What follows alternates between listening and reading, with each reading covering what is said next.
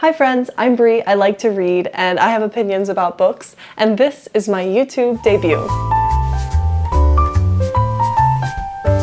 I've been on Book Talk now for a minute, and I do love it, but I have to confess that booktube is my very first love. I have been reading alongside bookish creators here on YouTube for the better part of a decade.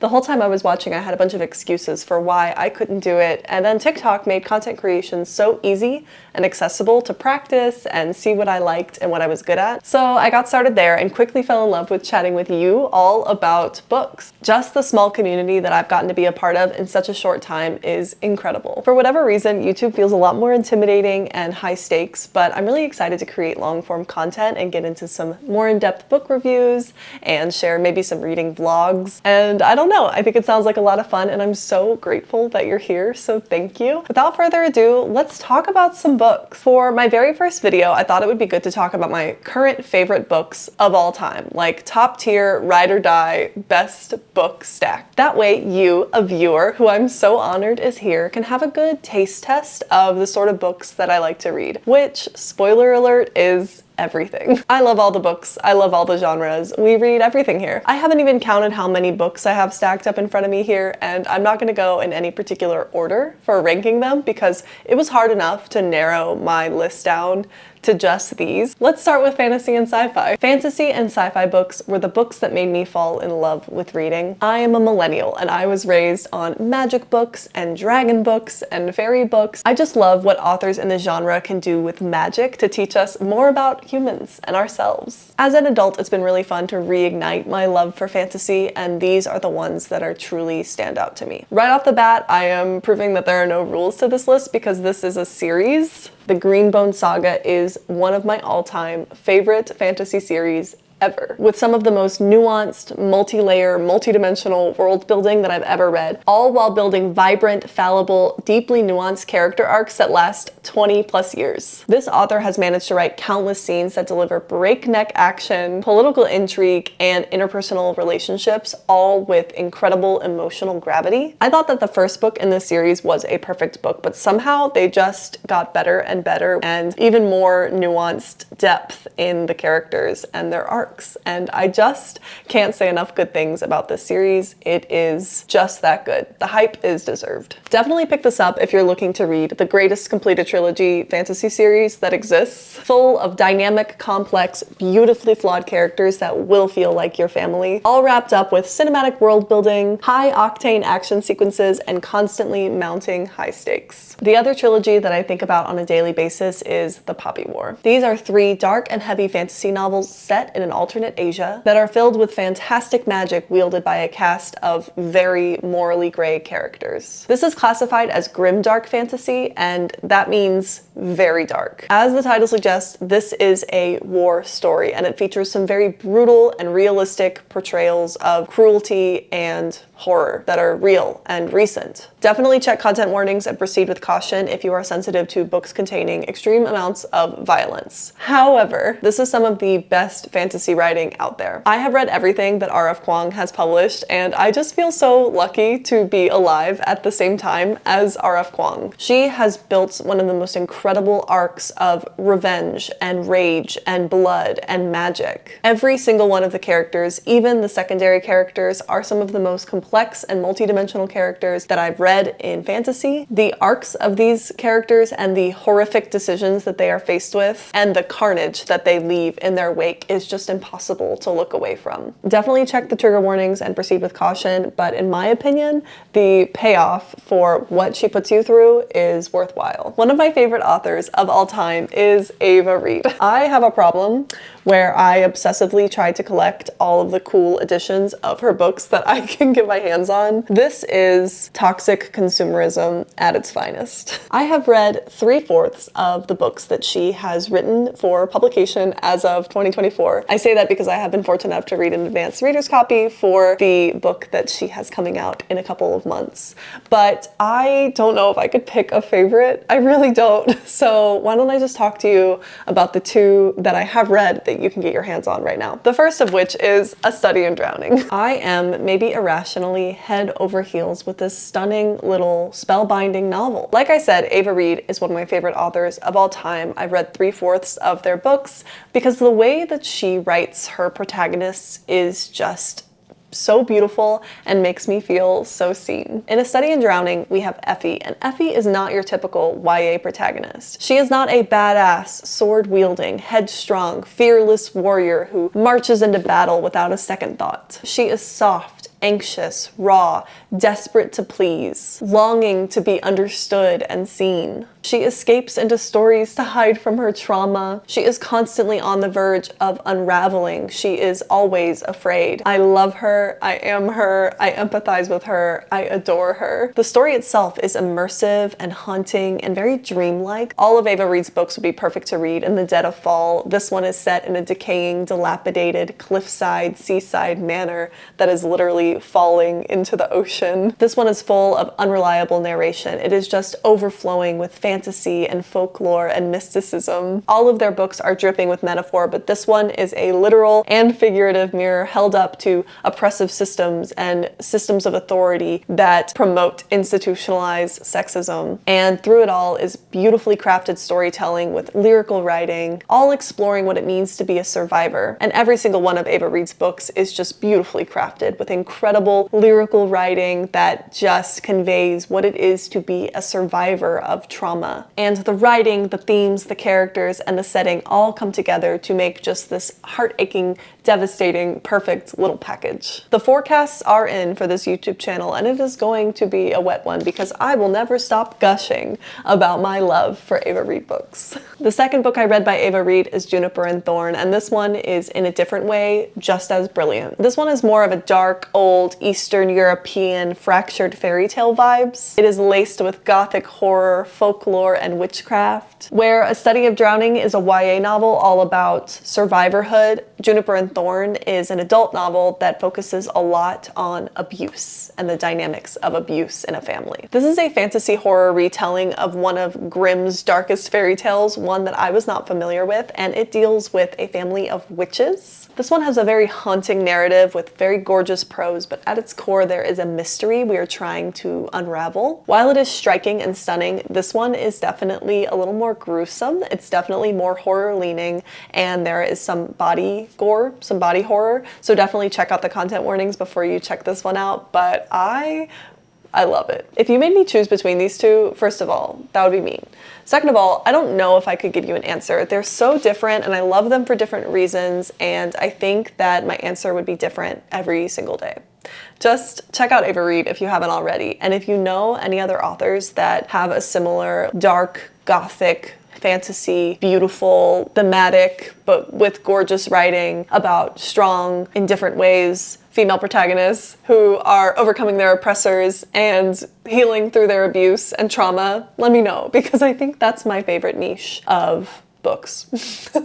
I think Lady Macbeth deserves her own separate video closer to her release date. So while I love reading dark books that grapple with really intense content like war and abuse and trauma, I also love happy, healing, beautiful books that are just cozy and gorgeous and heal your soul. So let's talk about those now. One of my favorite fantasy series happens to be incredibly cozy, and that is A Psalm for the Wild Built and A Prayer for the Crowned Shy. This is one of the most delightful, perfect little duologies that exists. These are perfectly short little hugs in book form. They feel like a warm cup of tea, and you can fly through each of these in a single sitting. So if you need short books to get you to your end of year reading goal, definitely put these on your TBR. These are very wholesome and poignant explorations of the very human search for belonging and purpose. Think like The Alchemist vibes, except better, and add in an adorable robot. Just slice of life cozy novels that follow a monk and a robot who are uncovering their identity,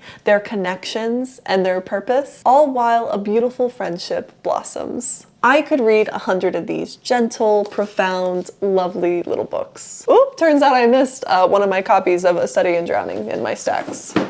That just fell over. Okay. Light from Uncommon Stars is one of my favorite sci-fi novels of all time. This is a love story featuring aliens running a donut shop, the soul-stealing Queen of Hell who happens to be a violin teacher, and a young violin player prodigy who loves music composed in the 16th century just as much as she loves game scores. This is, all at once, simultaneously an honest look at the trauma and the bigotry that trans people face every single day, while also at the same time being a beautiful, hope-filled, healing, affirming, lovely hug of a story. This is a tender, heart-filled love letter to those trans communities and to Asian American culture, as well as immigrants, refugees, to music, to food, to the value of a soul, to identity, and to Southern California. I thought this was a perfectly orchestrated masterpiece that was wilder and more soft than anything I could have expected, all narrated with lovely, warm, soul-touching tenderness. It also really made me want donuts. Behind fantasy, my most read genre is consistently romance. I adore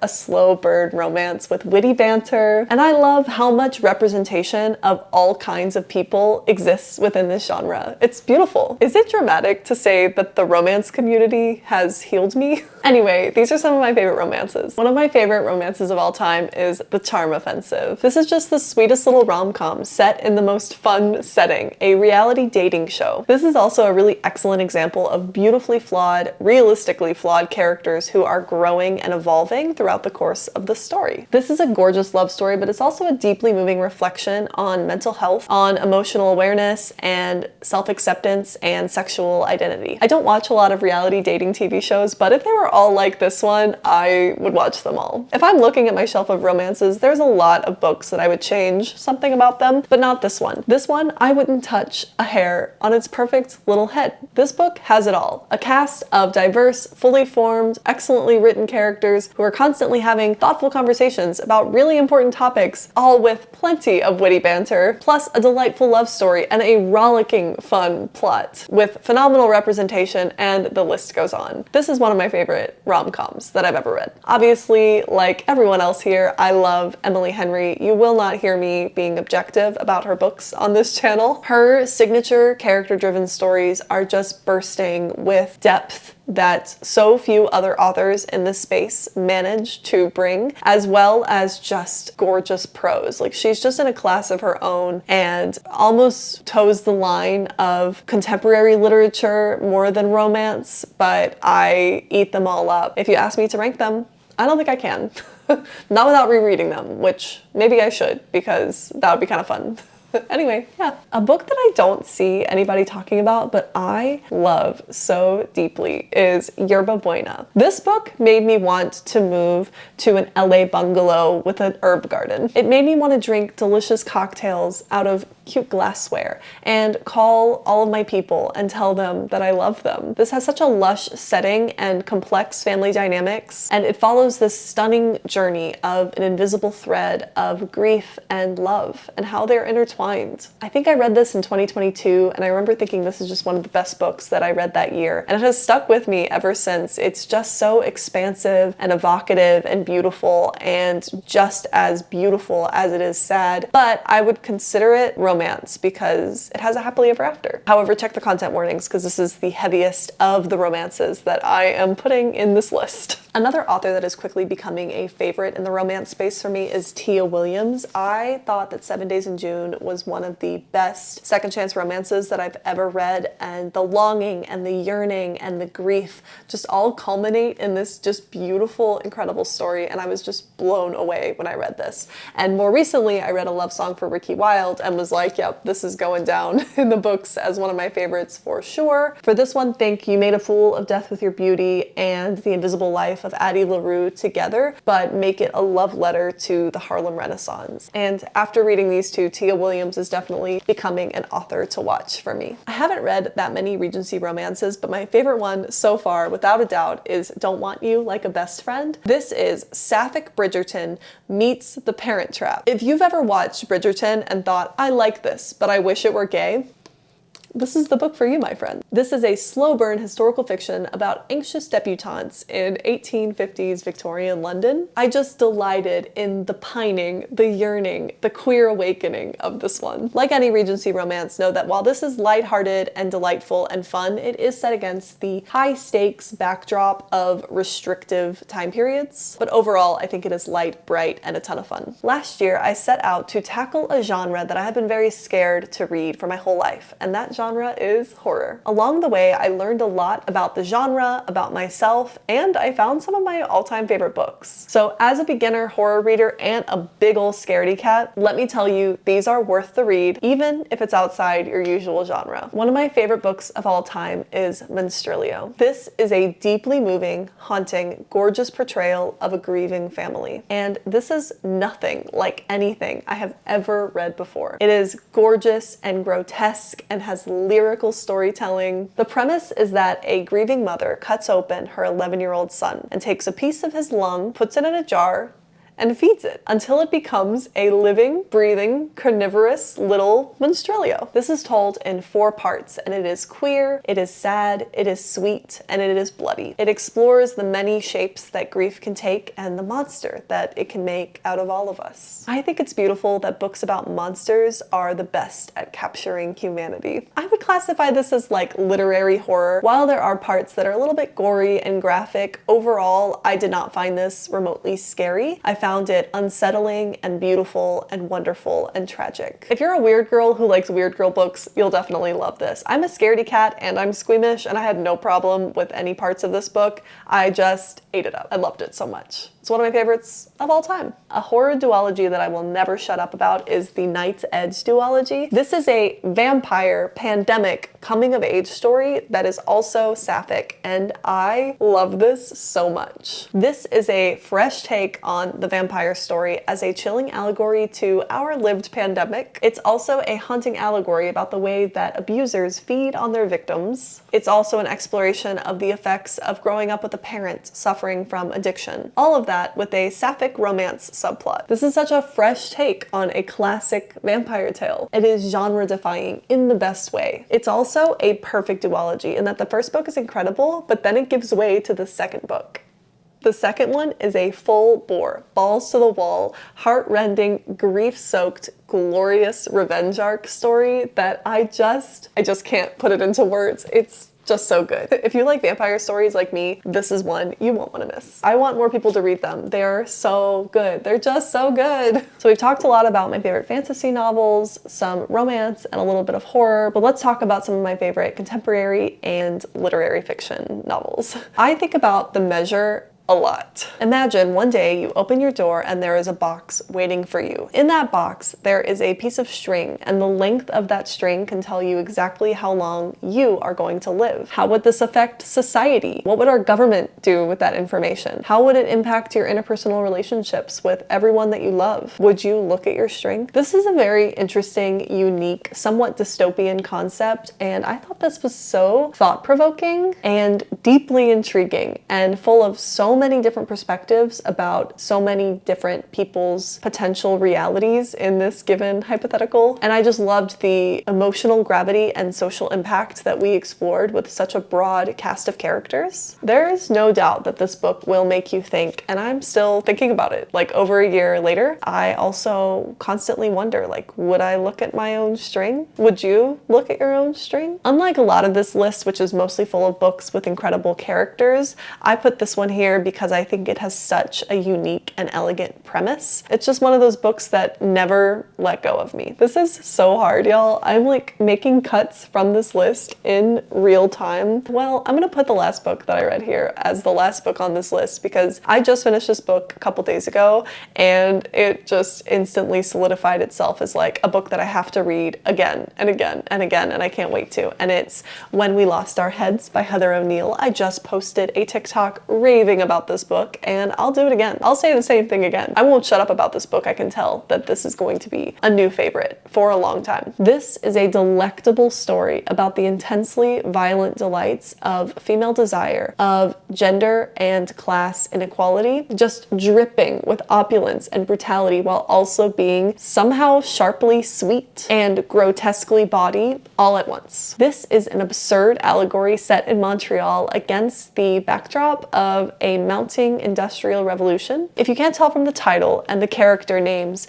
there are a lot of parallels drawn between it and the French Revolution. And while you don't have to remember much from 8th grade history about the French Revolution, you might want to know a little bit, just the broad strokes, to deepen your understanding of the brilliance that is in this novel. I picked this up without knowing the plot, and I recommend you do too. Definitely check the trigger warnings. There are some heavy things that happen in this book. Just know that it is a brilliantly bizarre novel that tackles gender inequality, gender identity, class warfare, sexuality, power, privilege, desire, greed, all layered into this weird and wonderful little coming of age story about women in different social stations. I ate up every single bite of this gauche, lavish, detestable, grotesque little pastry. And this is another one of those weird books for weird girls, historical fiction version. Yeah, I gotta read everything from Heather O'Neill. I can tell that this is going to be a favorite author if her other works are half as good as this one.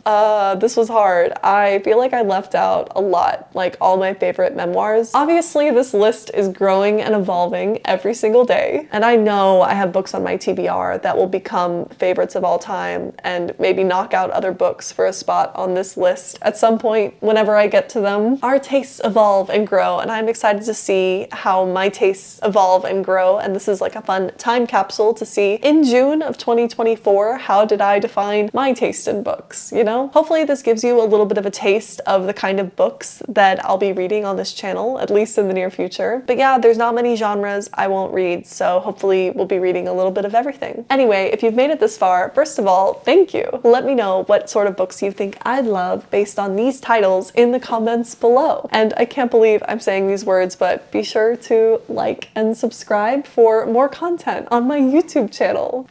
And we'll keep talking books. See you next time.